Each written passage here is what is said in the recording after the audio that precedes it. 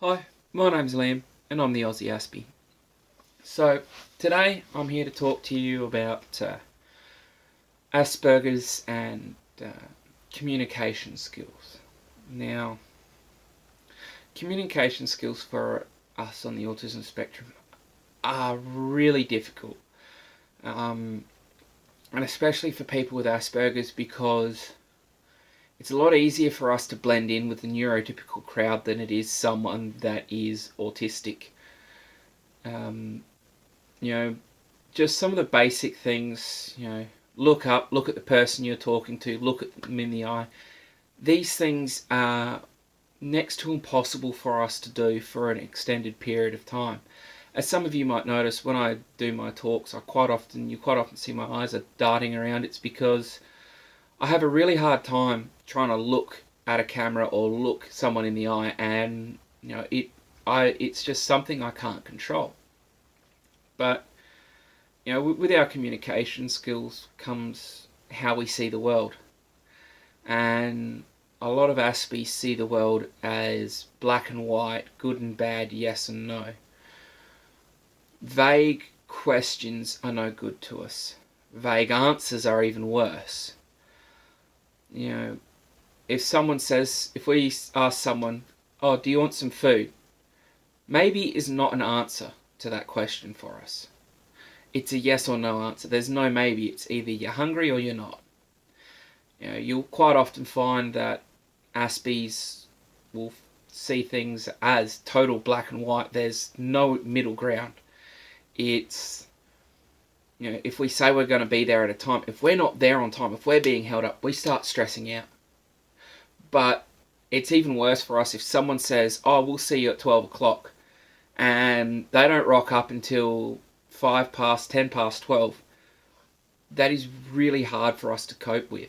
I know it might sound stupid to some people, but living with Asperger's is a daily struggle is the wrong way to put it, but it's really hard because the rest of the world does not live by black and white rules. There are shades of grey everywhere, and for someone on the spectrum, it's really hard, if not impossible, to see, let alone understand those grey areas. For us, things are always black and white, good, bad. And, we will come up with things and we'll say them, and people will argue with us, but it's how we see it. It's not, to us, it doesn't matter what you see, we are seeing what we're seeing.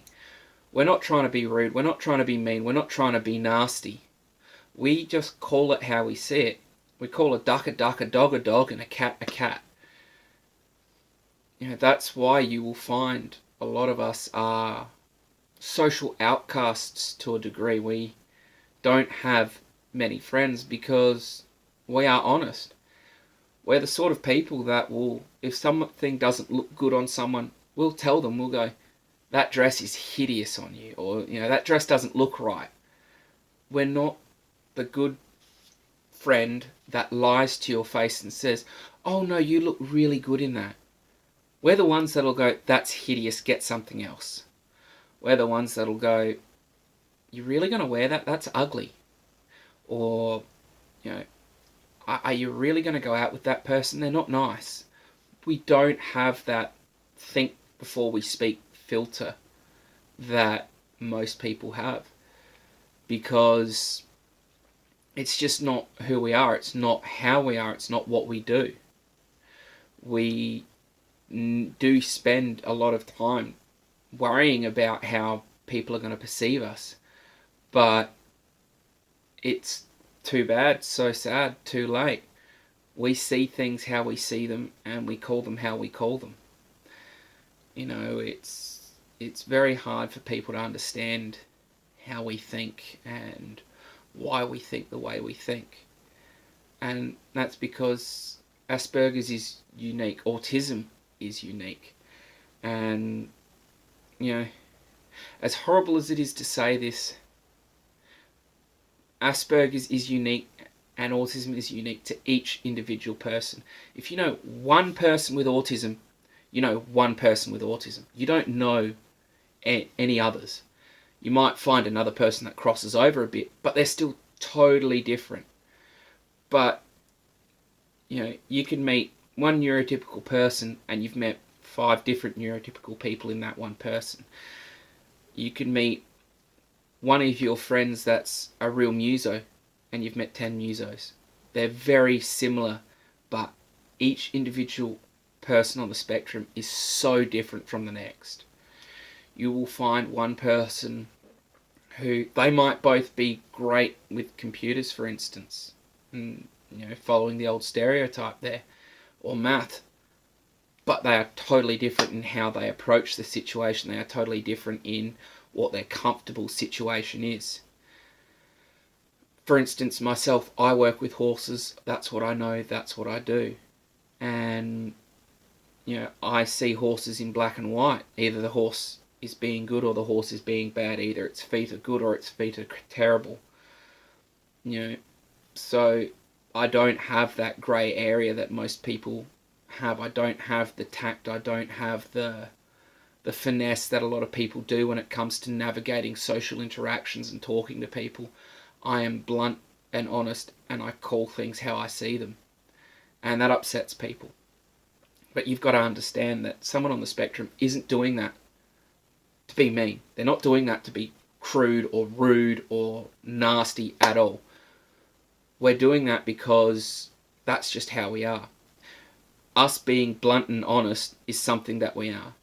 And the more we like someone, the more blunt and honest we tend to be. So, if you've got an Asperger's friend who is blunt and honest, that's a good thing. But further to the whole seeing black and white, an Asperger's person struggles to comprehend sarcasm and just simple facetious things. I know when I was younger, if someone said to me morning and it was the afternoon, I wouldn't understand that. I'm going, but it's afternoon.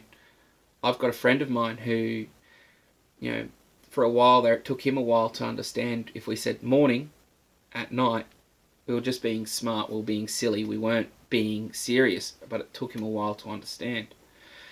And that's another thing to do with seeing black and white. We don't get sarcasm, we don't get facetiousness, we don't understand those things that a lot of neurotypical people just understand as a day-to-day thing.